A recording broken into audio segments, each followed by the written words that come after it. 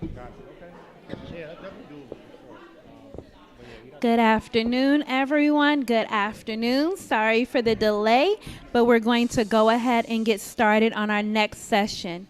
So if you could go ahead and take your seat, we're going to get moving. Good afternoon. Welcome to AI Assistive Technology.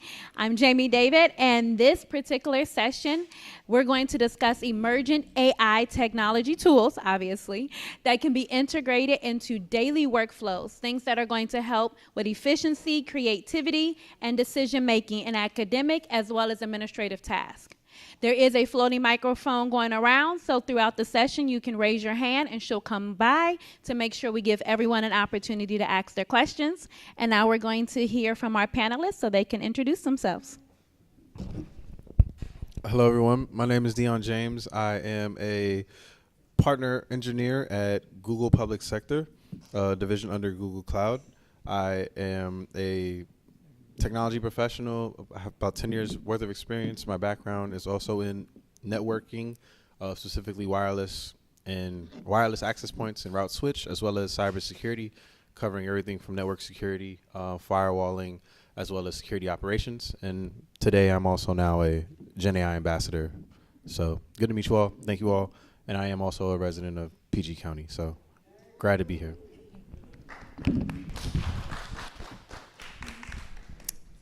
How do I follow that?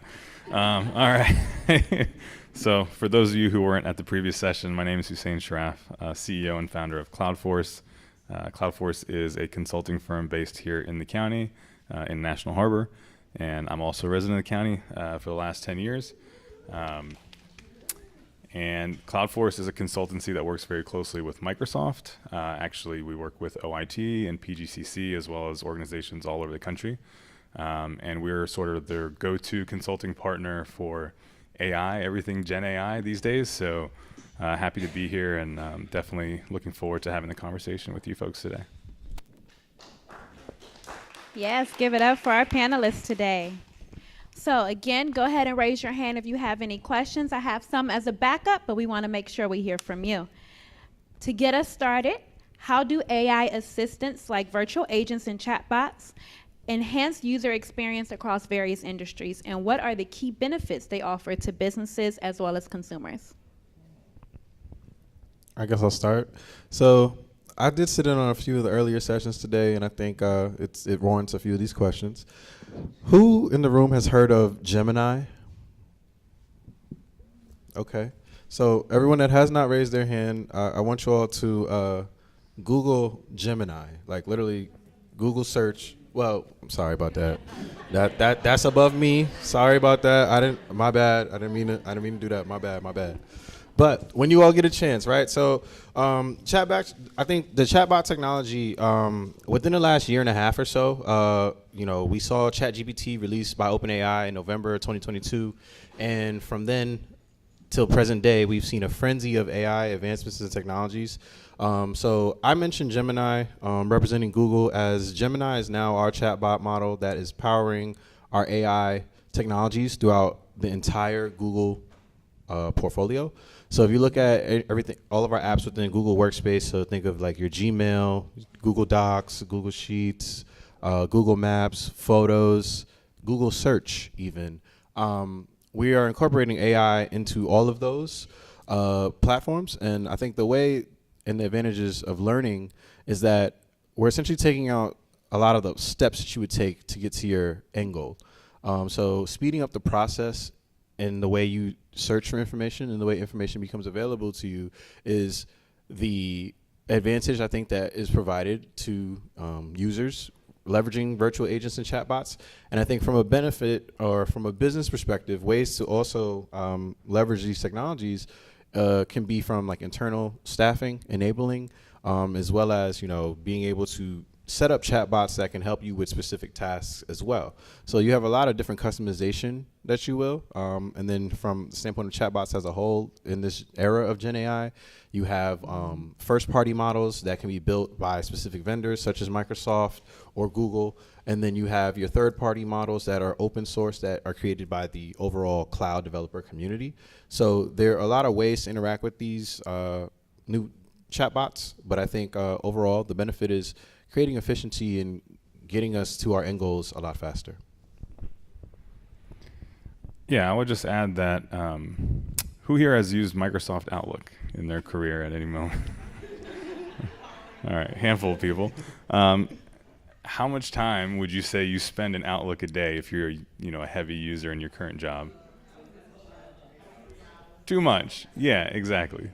So what Microsoft is trying to do with their collaboration with OpenAI is just bring the tools into the applications that you're already using.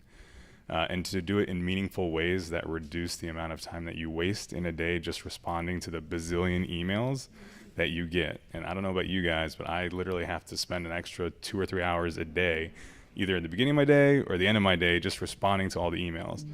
And, to be honest, a lot of those responses don't require a ton of ingenuity. It's just like the trivial stuff of like, oh, we need to reschedule this meeting. Well, when are you available? Well, I'm available these days. And it's just a lot of that back and forth that's not really value creating. That is where Microsoft is focused on using Gen AI to help you to just do that stuff faster.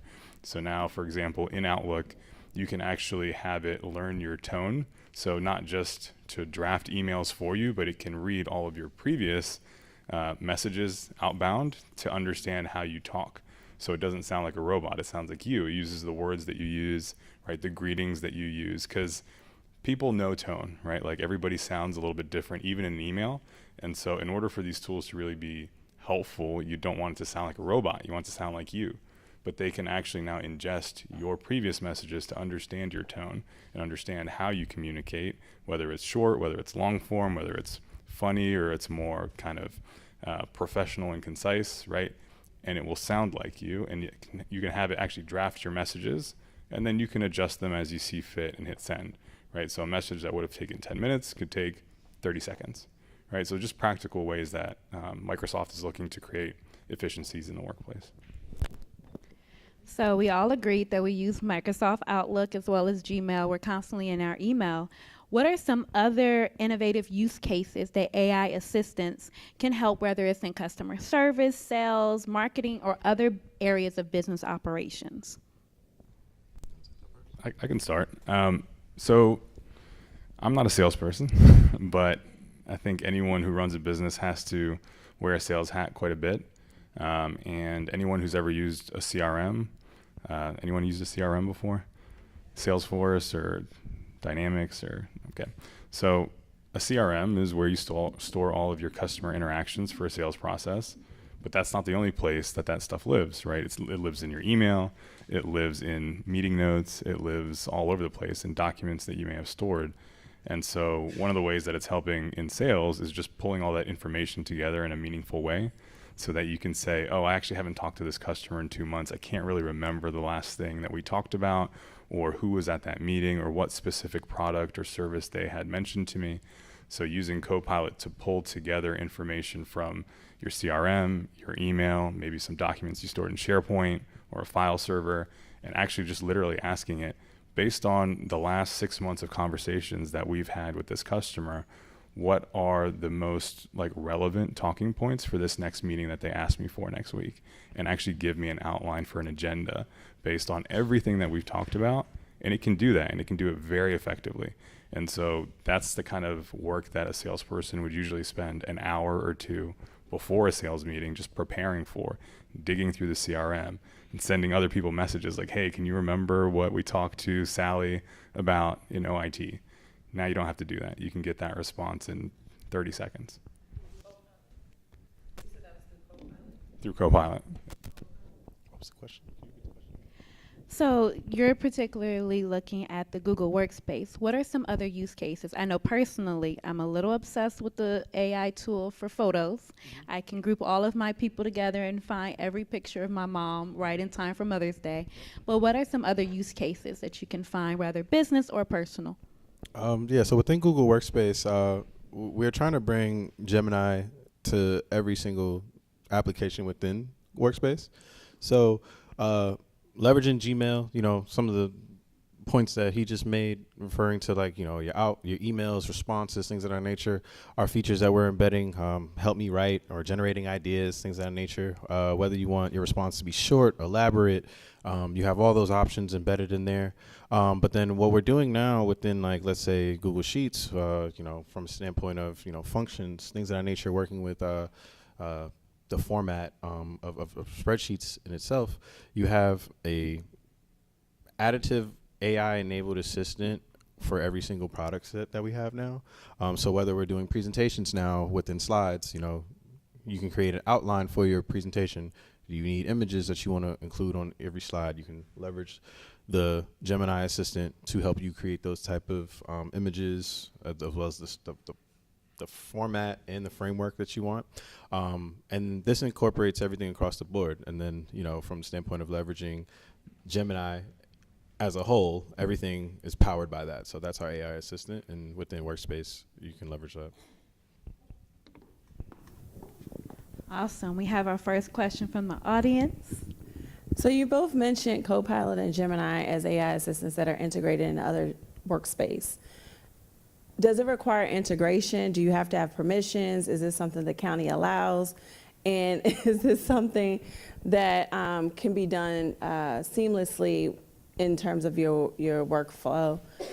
Meaning, like in my Outlook right now, I can't do what you just did, but I know that when I create a meeting, it will populate certain documents and former emails and so forth. How do we activate it? How do we implement it? And then is it allowed?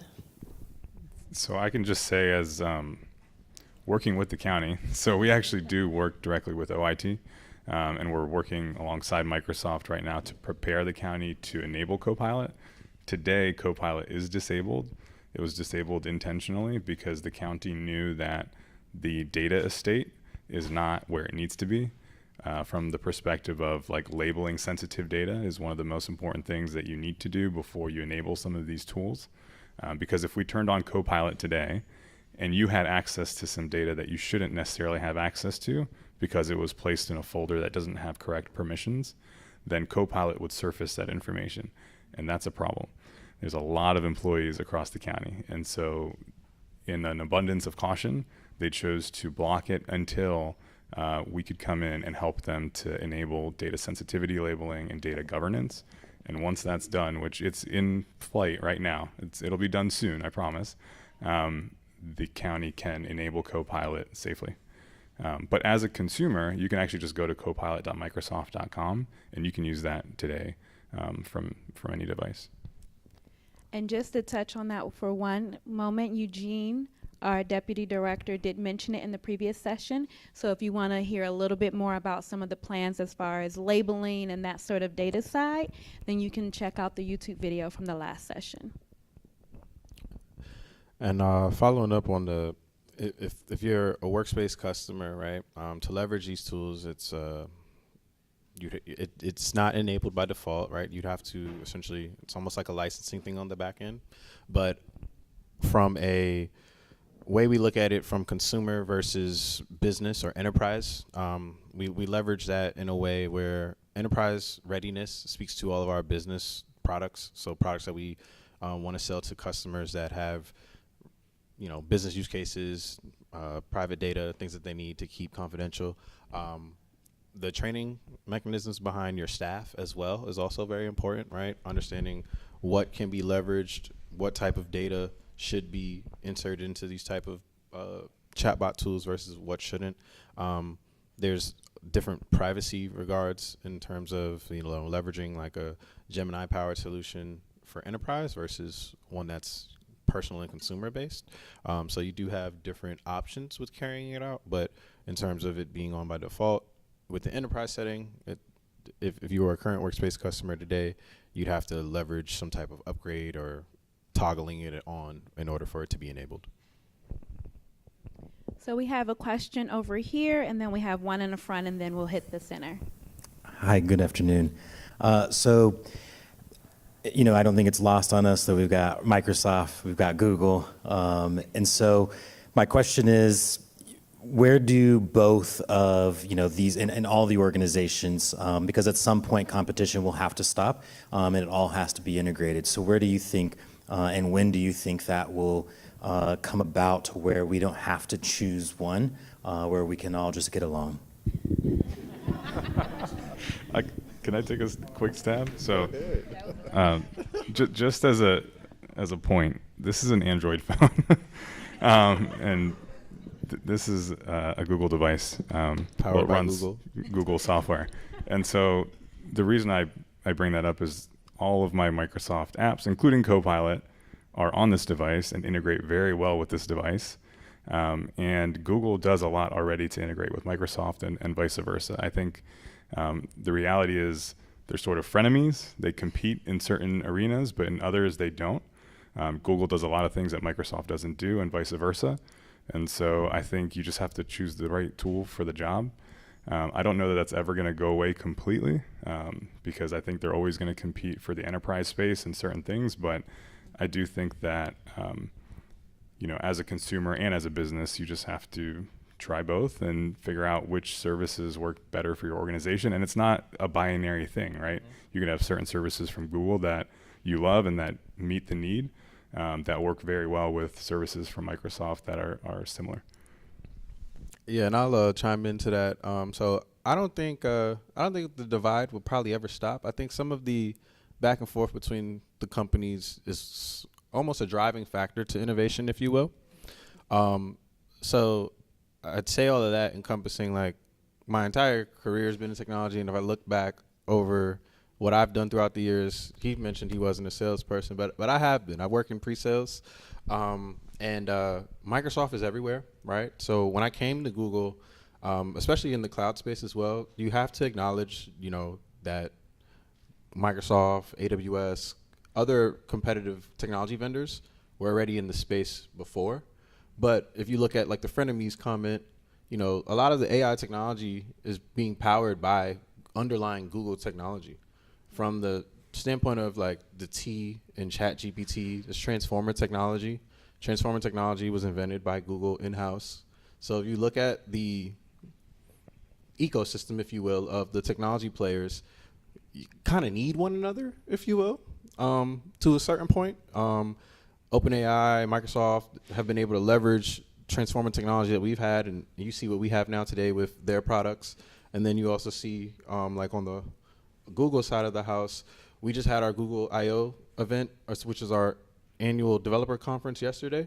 We just announced hundreds of new updates, things of that nature. But then OpenIO 2 days ago just had their recent update in terms of their yearly advancements, right? So it may look like a back and forth sometimes, but I do believe from the assessments and the way these technology solutions are built out, you do have to leverage the tools that fit within your ecosystem, right? As a sales engineer, I never go about working with any new potential customer as your potential investments that were made, your investments that were made prior are bad investments. That's not a good way to architect technology solutions, because more times than not, at least working with the Google solution, it's open. So you have the ability to pick and choose different aspects. If if your Gmail or if your email, is on Outlook, that's okay, that's one thing. But from like, let's say a Google technology perspective, we have a whole ecosystem of things that we can leverage where, okay, if email isn't what you want to use this for, that's just fine. So I think there is a bit of, the technology stack always, if you go into a data center for any running entity, you're going to find more than one vendor. So I think that's kind of the way I look at it. And I think even just existing in the space right now, it's a very exciting time, especially like working at Google during this AI age, if you will. But I think the competition sometimes pushes innovation, and I think that's something that we all can reap the benefits from. Awesome. So we have a question from the audience. So this might be a long-winded question, but so I did the Peace Corps, and I was based in Turkmenistan, where there was internet wasn't a thing, right? But I was training some teachers, and one of the teachers was like, how do I get so much like resource? And I was like, just use the internet. I'm like, okay. So eventually I took her to like a internet cafe, and she was there sitting, and I was like, okay, so just use it. And she was like, how do I use it? And so it was like a thing, finally hit me, was like, she doesn't understand. Fast forward to now, my wife, she works at Microsoft and she has Copilot. And I'm sitting there and I'm like, how do I use this? And now, you're talking about, the county using Copilot. And I'm like, I know of people that work here for over 20, 30 years and are still using paper. And here you are talking about implementing AI and saying like, okay, just use it. So how do you train, or how do you even begin to train when, someone like me, who I think I'm a little bit, savvy. I've known about AI and been using AI for about 2 years now. But if I'm having difficulty, like what kind of as far as strategically rolling out AI and training these individuals who have been there for so many years, who are more than likely than not, you're going to get a lot of pushback saying, I'm not going to use something that could talk to me like this. It's like, not just the ones who have been here for that long, but people like myself too. So there is a gap, right? So have you experienced that in rolling out in other places, not necessarily like a county or government, but also just like a private institution as well? Is there a strategy that's going to be part of this rollout and saying okay, this is how you're going to use it? Yeah, I would say, so I think what we're talking about is change management. And I like to use metaphors, so I'll use a metaphor. Do you have a car? When you got your car, did you have another mode of transportation prior to learning how to drive a car? How did you get around? What? A bus, okay. I took the bus. I also had a bicycle. I thought it was the greatest thing in the world. But when I learned how to drive, I wasn't just handed the keys to a car by my parents and they're like, have at it, right? They spent a lot of time with me in a parking lot, showing me how to do a 4-6 point turn and parallel park and not hit the cones and not run over the squirrels, right? It's change management. You can't just give a very powerful tool and say, well, here you go. Unfortunately, in technology, that happens too often. And we've seen it happen with a lot of our customers, both in government and in commercial, and it doesn't work well. Because you have a handful of people that feel comfortable instantly and just run with it, but then you have a lot of people that get left behind. And so this is one of those times and one of those technologies that I think really requires careful change management, which includes everything from training to building champions who can go back to their departments and say, okay, I learned how to use this thing. I'm the power user. I can show you how to use it to make your life better. I can show you how to reduce the amount of time that you waste doing things that are no longer necessary. And you got to get people excited about it. So strategic communications, events like this one today are a great way to get people excited about the possibilities. And it's not just here's a tool, good luck, right? Change management is the key. I think the art of the possible, right? From a standpoint of implementing new tools, I think we all go through this, right? There is always a level of resistance that I think anytime something new is introduced, you're going to have people that don't gravitate towards it because they need to fully understand it. So education is typically the biggest point that we have to drive home, demand generation. But I think between those two, making education resources accessible, so free, is what I mean by that, and making it easily digestible. AI technologies, like you said, how do you tell someone how to use something they never used before? We don't have to make AI so technology complex. And I think that's the beauty behind a lot of these chatbots now being able to understand and really work off of using natural language, because you can speak to it. If you don't know how to do anything, one of the first things I do with almost any chatbot I ask or I interact with is ask, what can you do? What can you help me with? And I think about from the standpoint of AI enablement, you want to try to mirror as much as human interaction as you can. So if you introduce someone, you're probably going to ask one of 5 questions, what's your name, or where are you from, or how are you doing today, something of that nature. Typically with AI models or chatbots, for example, you typically can start off that way just to get informed of essentially what is it that this model can do? Because a lot of times you as the user, you won't know what the LLM was trained on. And sometimes that's by design, but I think from the enablement standpoint, education and art of the possible are the two ways you kind of shift or try to get people to shift to adopting new technology. But I think at the end of the day, there's always a group of people that's going to be resistant to change. So that's a part of the process too. I work for the county and the University of Maryland Extension. The county and the University of Maryland Extension, my job is similar in both respects. However, the University of Maryland Extension wants science-based information that I provide to residents. And with all the stuff that's out there, a whole bunch of it is not science-based. So what I'm trying to figure out is, will AI be able to determine or weed out the non-scientific based information so that when I present something, like if I don't know a certain thing and I ask for it through AI, would they be able to give me a scientific-based answer that I can provide to residents? So 2 ways to answer that question.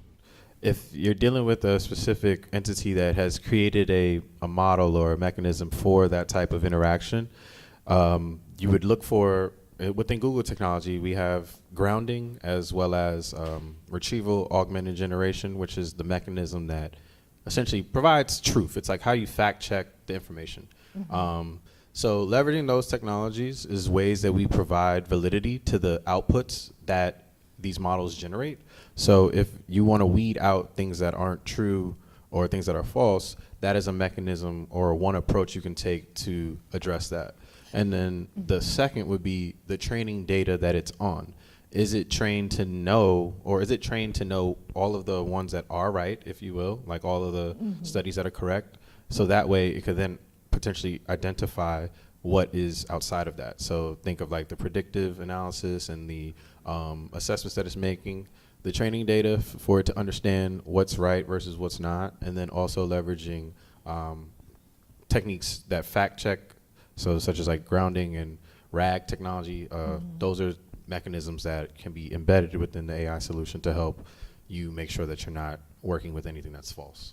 Okay, so if suppose I don't know the answer, and will AI be able to give me the right response instead of some junk response from somebody who may have tried something and it worked for them, but it's not scientifically based? Would AI know to give the right response, or is that based on the platform that I'm using? I think it's based off of the training data that's used to validify whatever you're comparing it to. Across the vendors, we all have different training mechanisms, but essentially from a take vendor out of it approach, that would be the way to handle it. But I'll let him chime in if he has any other things to add. Yeah, no, I think, so my mentor once told me trust but verify. I don't know if you guys have ever heard trust but verify. So when you ask a human being something, even if they're a human being of authority, right, if they make a statement, are you just automatically going to trust that statement, or are you going to verify it? It's the same thing with an LLM. So you can ask it a question and it can give you a very authoritative sounding answer, but you need to verify those answers. And there's actually easy ways to do that now with most of the common LLMs. Like if you use Copilot or Google Search or Bing Search, it will actually provide you with citations. And you can say in your prompt, show me how to do this thing, provide all of the citations and links to the source documents where you found this information. And it will list out every citation and give you a link to where it found the data that it used to actually answer that question. And at that point, it's your responsibility to verify it, right? You can go to each one of those websites and say, is this a legitimate website, or is this something that I wouldn't necessarily trust the information from? So trust but verify. So you still got to have that human element if I have to verify Correct. Yes. Yes.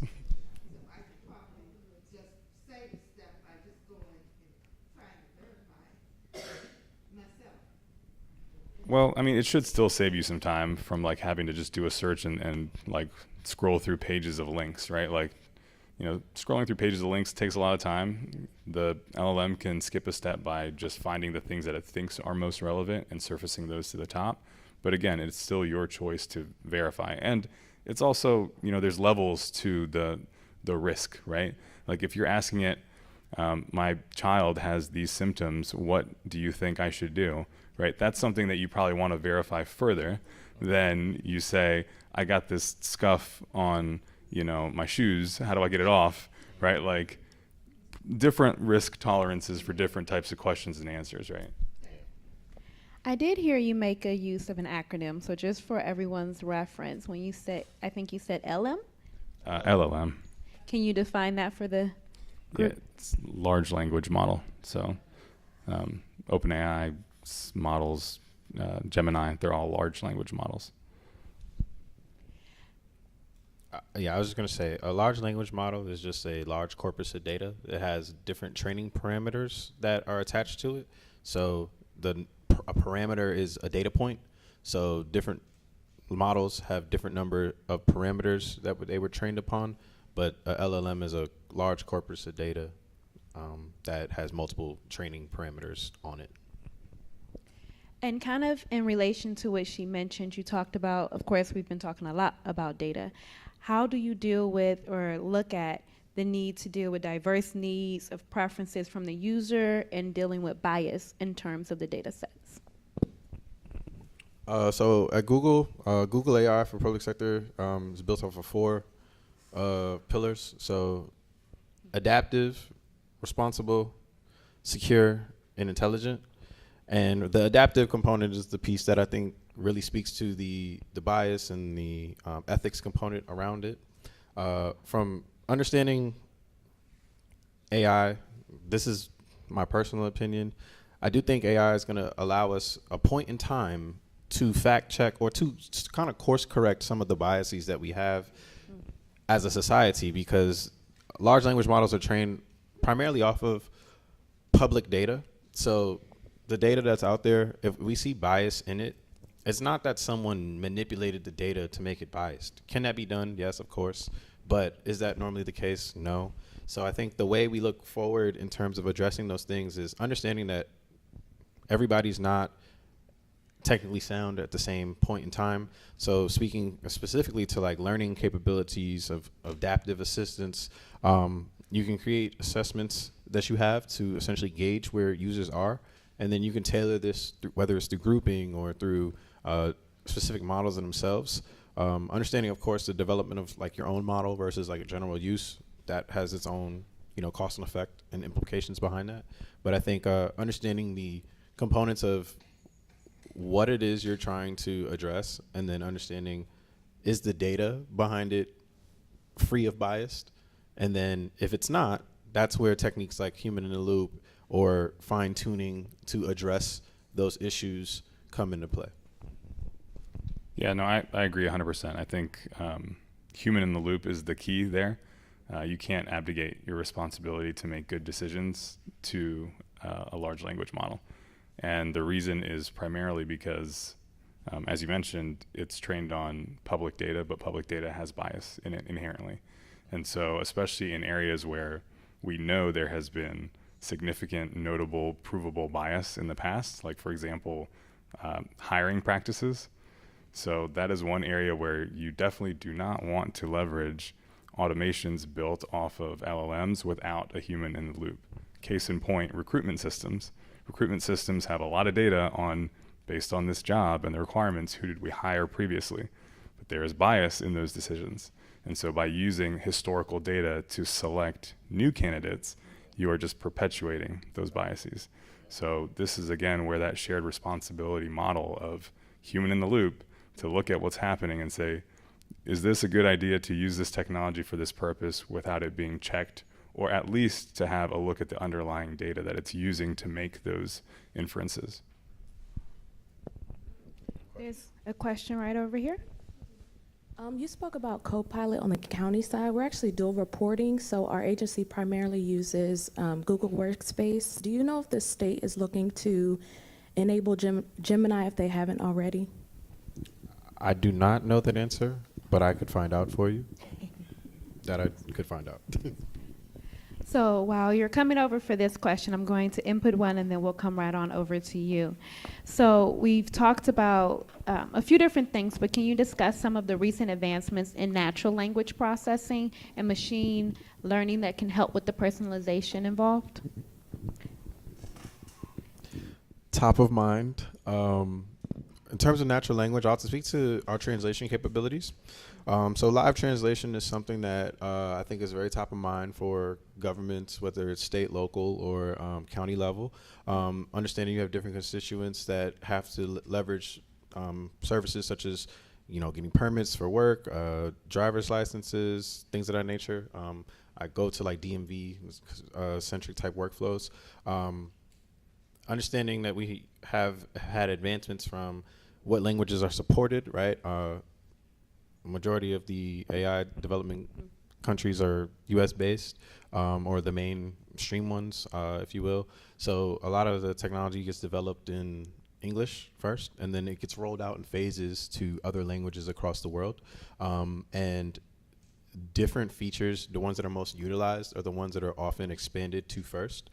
So if you leverage any of our chatbot technology, there's a technology called Dialogflow that powers it behind the scenes, and that itself by default can have anywhere from 30 languages to over 100 languages depending on the feature that you're trying to use in the solution. So understanding natural language, and then also understanding like within the new era of multimodality, chaining ideas together, because we're not one-dimensional when we talk or when we think. So those would be some of the advancements that I could shed some light on. But I would say language translation and live translation is one of the major advancements that I'm really seeing movement towards. And being able to incorporate that in real time within like a Google Meet now is a thing. So say, for example, we're all in the room and we're all on one large Google Meet and we all have a platform to speak, but we all speak different languages. If it's within the supported languages today, I'll be able to see translation within the caption printed on my screen without having to have a moderator, a translator, or anything of that nature. And I think that's very powerful. So, just a slight plug, we are using your AI on YouTube at the moment. So for hear that. closed captioning for our live streams today, the closed captioning is using AI for these meetings. All right, one more plug. These are Google Pixel Buds. These are not whatever the Apple Bud things, iBuds, AirBuds, whatever. These things are incredible because I can put these in my ears and someone can be speaking in another language in live time and I hear it in English. And that is not only helpful for me, but even more helpful for people that live in other countries where they don't necessarily have access to the same materials in their native language, but they can do that in reverse, right? With over 100 languages. So can I tell the count? Eugene. do you hear the requests? They're on sale right now for $179.99 per pair, but actually to talk about the interoperability, these work with my phone, which has Copilot and the ChatGPT app, which are not made by Google, and the buds still work, fluidly, seamlessly. So. Wonderful. I know we just came up with a whole lot of other ideas, so feel free to ask your questions, but we have one here in the front. Oh, you guys mentioned Copilot and Gemini, but there's also Meta AI that recently came out, and it's very adaptive as well, and it can do a lot of things that ChatGPT cannot, like taking information from a link. And then also digestible data, like some of these AI tools have limitations to the amount of data you can put in the prompt. How are we addressing that, and do the AI tools that you all have find solutions to that? Yeah. So I guess I'll work backwards. So I'll be honest, I have not explored with Meta AI too much. I utilize Instagram on my personal time, and I just updated the app, and I realized I have the assistant thing now. I haven't done anything with it though yet. But to your second point, I mean, I think picking back off that real quick, like that is just the advancements, like the time that we're in right now. I think every company is major investments towards AI. If you're not paying attention to the stock market or any of those things, it's the money's going towards AI right now. So in terms of pivoting to your second point, the limitations of what can be input, Google has announced within our latest LLM, Gemini 1.5, we have support for 1 million tokens, which tokens essentially is like think of tokens in terms of text as like a certain number of words. So 4 words, if you will, but for not to get technical, 1 million tokens equates to essentially like 1 hour of video. So if you have a video for like 1 hour, you can embed that into Gemini. If you have 1,500 pages of text, you can embed that into Gemini. If you have audio that you want to embed, you can put that into Gemini. So within these advancements of the models, the token windows has been expanded. And like I said, we just had our developer conference yesterday. We announced that we are upgrading that 1 million token window to 2 million tokens. So from the standpoint of being able to, ingest and process information, there is, of course, some give and take with that, but I think that is our solution to addressing it. Google now has the largest context window of all the large language models. So from the standpoint of being able to, understand that was a problem and how do we address it, it requires more and more computing, if you will, in order to make that happen. But the investments being made, like I said, by all these companies is what is allowing us to do that. Yeah, and I would just add that each one of these organizations has their own audience and their own resources, right? So like, for example, the way that Prince George's competes with Montgomery County, right? They have their own audience, which is different, and they have their own natural resources, which are different. And I think for Meta, they have a specific target audience. It's not necessarily the enterprise business user, right? Google also has a little bit of a different audience, although it bleeds over with some of the stuff that Microsoft is focused on, right? And so each one of them is building for their audience. And they're also using their natural resource, which in this case is the giant pile of data that we have all given them for free. So every time you go on Instagram or Facebook or WhatsApp, which they also own, they are using that data to train their models. So just know that if it's good at a particular thing, it's because you made it good. And if it's free, then you are the product. They are getting value out of everything that you do on these platforms somehow. And the value is they use that data to train their models to be good at generating new things of that sort, if that makes sense. So if he didn't scare you into reading your terms and conditions, we're going to go ahead to our audience question over here. The whole concept of the meta, being able to use that, if I'm wrong, correct me. I think that's tied to Facebook and WhatsApp, and that scares me. They have my information without permission. They have everything. So I use that on my own personal devices, but I don't know if we will need permission to use that in our county system because of the firewall we have. So we might want to seek clarification. So in general, the county has an approval process as far as any AI tools, as well as social media and different things that will be coming out from the county side. So if you have any questions about that, I am not the one. However, there's several people around the room, like Eugene, that can help and assist in those particular questions. While we're coming up to our next one, she did bring up a topic of privacy.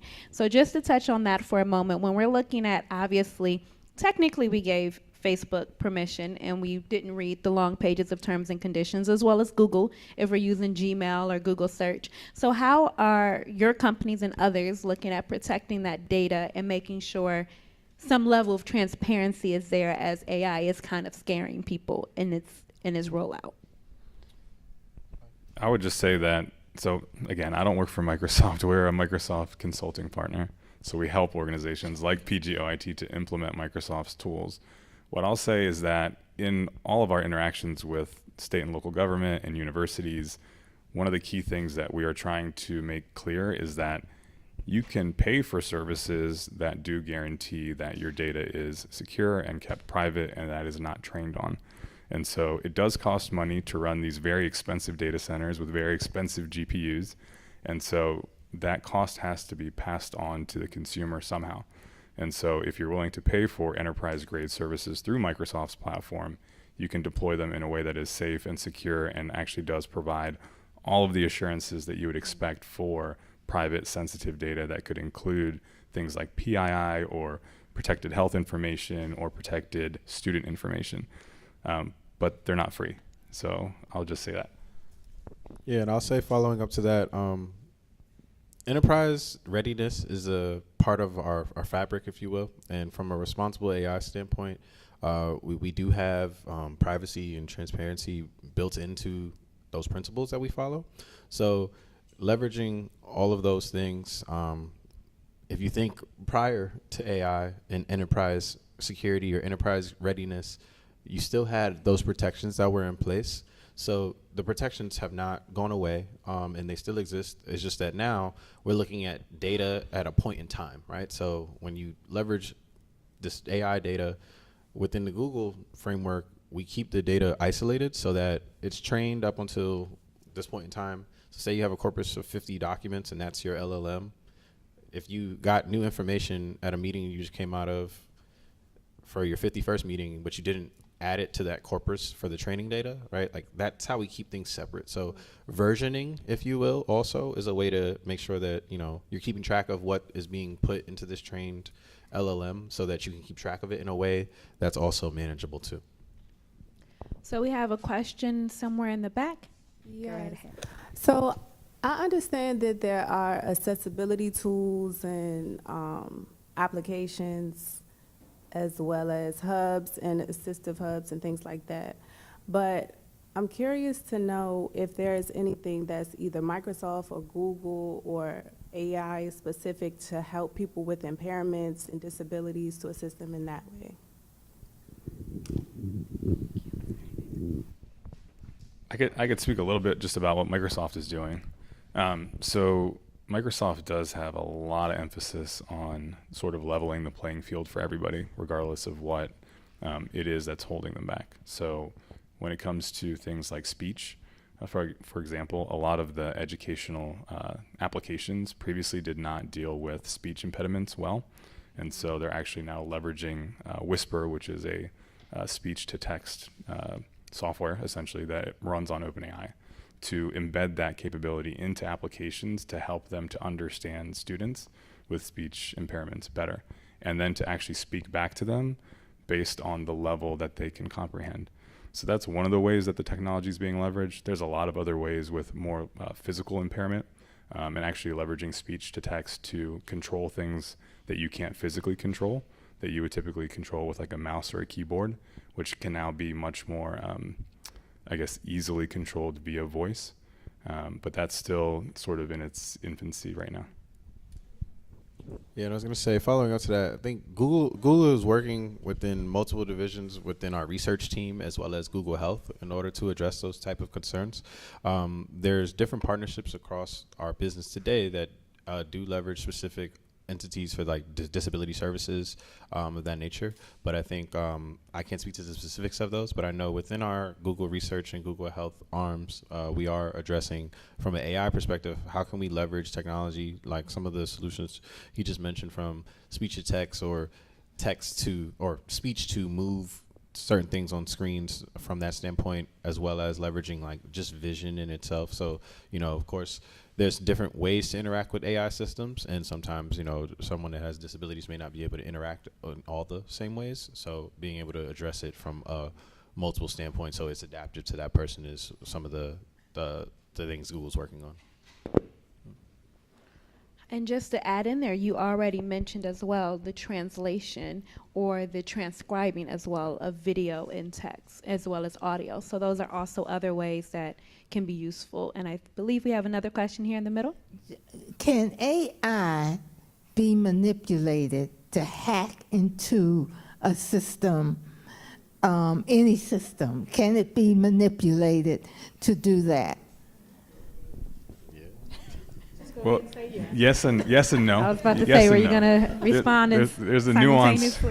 The answer to that question is nuanced, and it's nuanced because AI is not one thing. right? There's all these different models that have been created both by organizations that are, controlling the source and some that are giving them out as open source tools, right? So anything that is open source that can be downloaded and manipulated, the protections that are in place to prevent them from writing malicious code can be removed.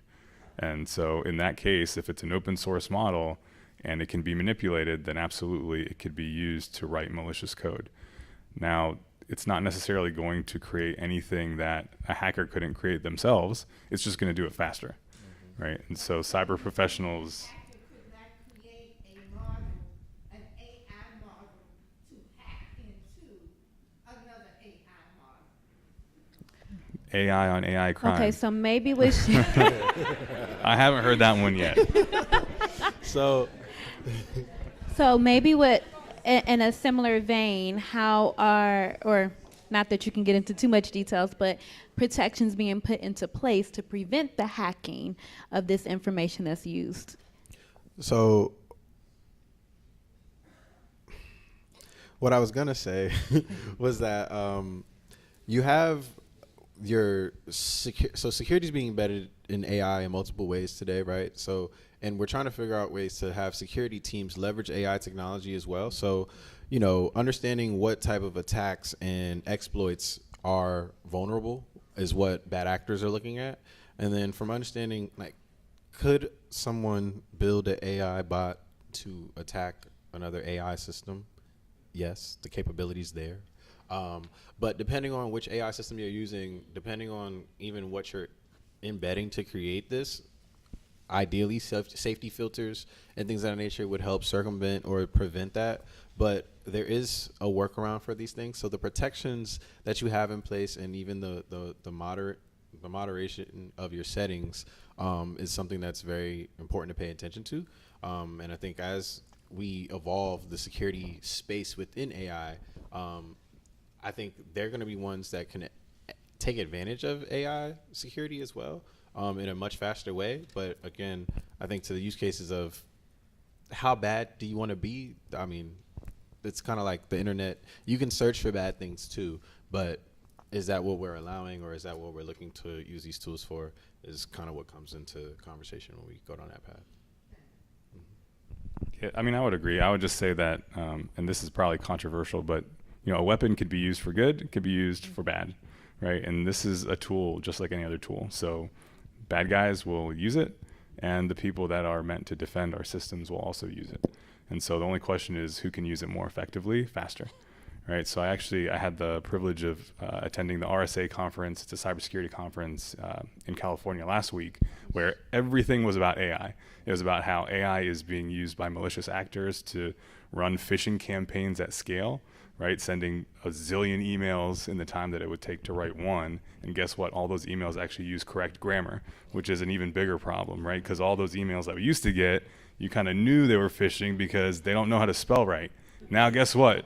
They know how to spell it, and it's perfect, and it sounds perfect every time, right? So it's being used by bad actors to do what they would do just at scale, but it's also being used by security analysts to help them to do their jobs. For example, when a hack actually occurs and it is discovered on a network, a bunch of analysts have to spend a lot of time to dig through every log to figure out where are all the places that this person touched our network and our systems. And they do that with very complex queries that say, this IP address is a known bad IP address. Show me every single time that this IP touched any application across any one of the 55 applications that we use that do it, right? That takes a lot of time. It's a lot of data mining and a lot of analysis work. There are tools now that can automate that process in natural language, where a security analyst can just say, hey, I see that there was a breach or some anomalous activity in this system. Can you show me every similar situation that has occurred for the last 7 days across my entire network? And it will create the query, it will run the query, and it will return the results in like a minute, right? So that can save a security analyst a ton of time and effort. And right now, I don't know if you know this, but we don't have enough cyber people. So that is one of the solutions to the lack of cyber talent, is just getting more out of each cyber professional that we have. Go to China? So Why? So earlier we kind of touched some areas of automation, and we mentioned some more as you went through. So you talked about automating the MVA or the DMV sort of process, translation of documents, pages, even research and writing emails. Are there other maybe day-to-day tasks that you've leveraged AI or that you could see that can help make someone's day-to-day work more efficient? Yes. So leveraging, I work for Google, so I leverage Gemini in my day-to-day. And we have Gemini. There were some features that were just released that are going to come to the market, where essentially from a day-to-day task, right, something like this is a panel that I was prepping for, right? I essentially created a LLM, if you will, or small version of one, and basically said I'm going to be on a panel speaking about smart cities and AI assistive learning. I want to ask me questions in order to prep as well as gauge my responses. And when I did that, I'm utilizing Gemini. The model was 1.5. I didn't know essentially what it was going to respond with me with or things of that nature. But I will say over the course of like a week testing it, going back and forth, there was a lot of things that were very valid and useful in terms of that preparation, right? So in terms of the things that I've been doing now, I've been trying to explore like day-to-day tasks that I would do, but also tasks that come up that are like, you know, if I have an AI assistant, how much can AI really help me? I leverage Gemini for tasks that I'm kind of like, okay, I know how to search for things, but also even leveraging my search results. Sometimes I compare it to what Gemini returns for me, right? So think about it as like, there's a new way to search. I could leverage AI tools to do my start to finish, but I'll say even as an AI ambassador, that still feels a little unnatural to me. I still sometimes want to go through my search engine and have 10 tabs up so that way I know this was the right answer. But then on the flip side of that, I type in the same essentially first search prompt and I get the same answer. So for me, it's more so I'm trying to leverage Gemini to create the mechanisms for me to trust AI a bit more. I think there is, again, I'm human just like everybody else, regardless of where I work. I have to get through my own trust factor as well. So I think from everyday tasks, you know, planning trips to, you know, going out to eat, finding new restaurants, things of that nature. One thing I like about Gemini is that it's connected to Google search. So from the standpoint of even those results, things of that nature, the more details you give the prompt, probably the better the response. But I've been leveraging it for almost everything now at this point. Yeah, I'll just say that in our business, we write a lot of proposals, and I don't know if anyone here has ever written a proposal, but it sucks. It's like grueling, mind-numbing work, but it's required, right? To win the work, you got to write the proposal. Some of these proposals are 10, 20, 50 pages long. And usually what most people do, normal humans, they just look at previous proposals that they've written and they copy and paste sections and then they modify them based on the scenario of what they're trying to sell and who they're selling it to, right? You guys are laughing because you've done the same thing. So that's a perfect example of where you can just take all your previous proposals, and we actually built a tool at CloudForce internally for just our own internal use that has access to all of our prior proposals, and we can say, all right, based on all the previous proposals that we've done on this particular service, write me a new proposal, but this is the customer, and this is the schedule, and these are the requirements. And it'll actually write the proposal really well, like not 100%, but about 80%. So that's 80% of my time that I have not wasted doing this copy and paste dance that everybody does anyways, right? And it actually sounds great. Awesome. It looks like we have time for 2 more questions. We have one over here and then one in the back. Mine is a simple question. You talked about Gemini using Google search, but does it also use Google Assistants that's inside of people's homes? Because those queries are being utilized, and that could be scary because some of the things that we do in our home are being heard even when we're not asking it to hear it. What did you do? I'm saying, right? No, I think that's a valid question, right? That's my manager. You have to be nice. No worries. So to be honest with you, off the top of my head, I do not know how the AI in-home assistive training data has been taken into play with the Gemini training data. I can't answer that question specifically, but I will say I think from the future perspective, we did just announce Project Astra, essentially. And I think Gemini can help, just like even like a model like GPT can help these AI assistive tools that are in our house to be more informative and useful. I don't know if you have a Google Home, but the Google Home Assistant does not act like Google Search at all.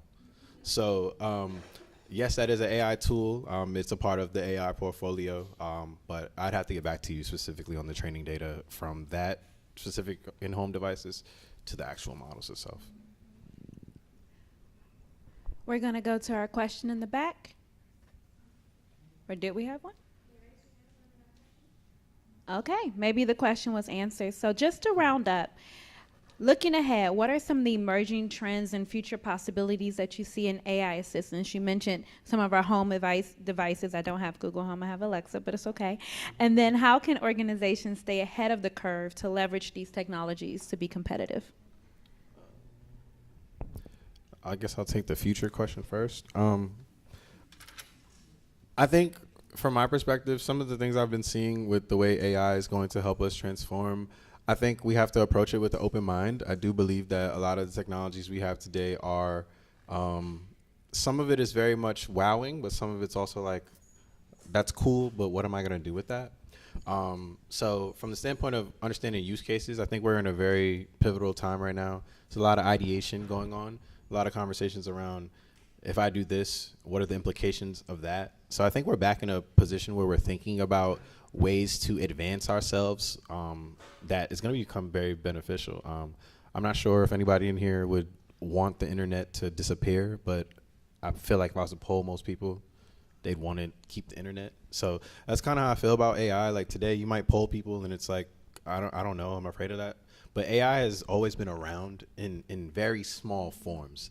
I think that now that it's ballooning into every day it's in our face, every day it's a news headline, that we're thinking about it. And I think for me as a technologist, that's just exciting because that is the art of the possible, and that's essentially how we move forward. I know, like I myself, my parents don't really utilize technology much, but when I show them the things that I'm doing, they are amazed. So I do believe that there is a bright future ahead of us in that regard.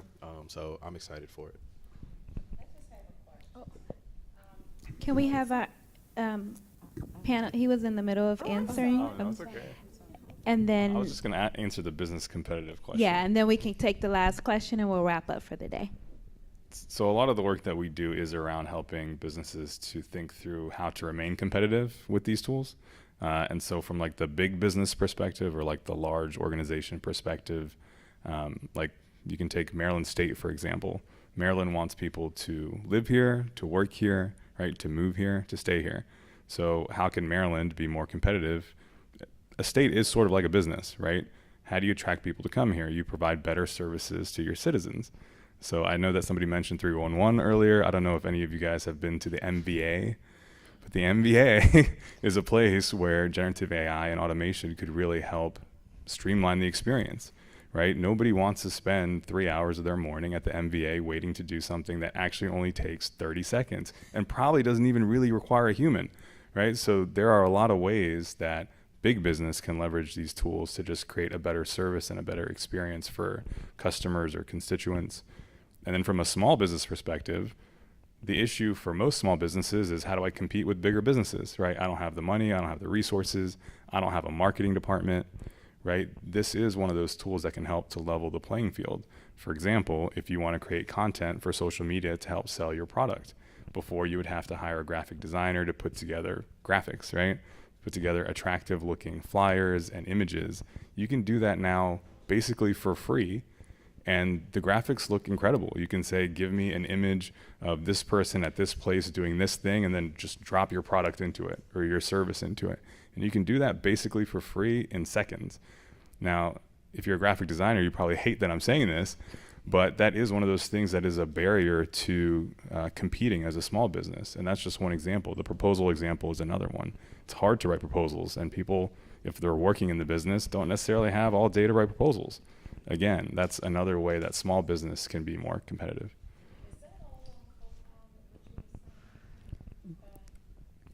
Copilot is one of the tools that you can use to generate images, yes, for free. Yeah. Can you pull your mic up? We can't hear you. I was just gonna ask, I notice sometime I'm on a call or I can be scrolling through Facebook and I might talk about a red swimsuit or something, and then all of a sudden the red swimsuit come past on my page. So I'm trying to figure out, is that AI that's happening? Because I just find it weird, you know. And then I had a pet that recently passed, and I said, oh, I should have used that farmer's dog or something. Next thing you know, I got about 20 farmer's dog ads past, you know, scrolling through my Facebook page. Can you elaborate on that for me? That's a question for our meta guy. Meta. No, so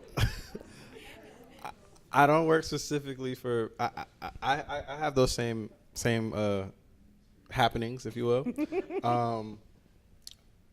I don't know specifically how they enable that to be the case, but from a standpoint of terms and conditions and like audio acceptance, enablement, things of that nature, I think it's good to like make a security practice of what you're enabling, things of that nature, because that's like the data recordings that you have on the back end.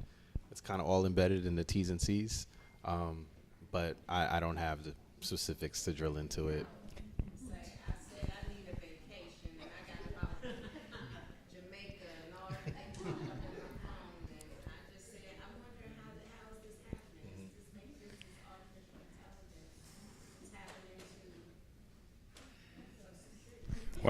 Well, I'll just say every time we install an app on our phone, there's a bunch of questions it asks that nobody reads, and it says, "Are you allowing access to this thing, that thing, and the other thing?" That's how it does that, right? So, by allowing access to the data and the capabilities of your phone, you are essentially giving away the keys for them to do that, right? And so, it is creepy, but technically, we have given most of these companies access to do those things.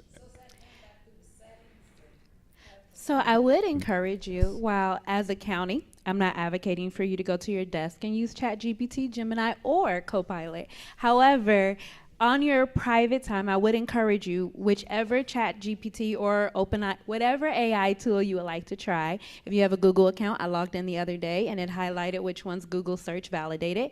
So in your personal time, I would encourage you to go ahead and explore it. Even Copilot you can find as well, so that when the county does get to the point of rolling it out, you've already had a taste of it. And so that does wrap up our session for now. And actually almost our day. We'll meet up in the main gym to close out at 4:10. Thank you. Thank you all.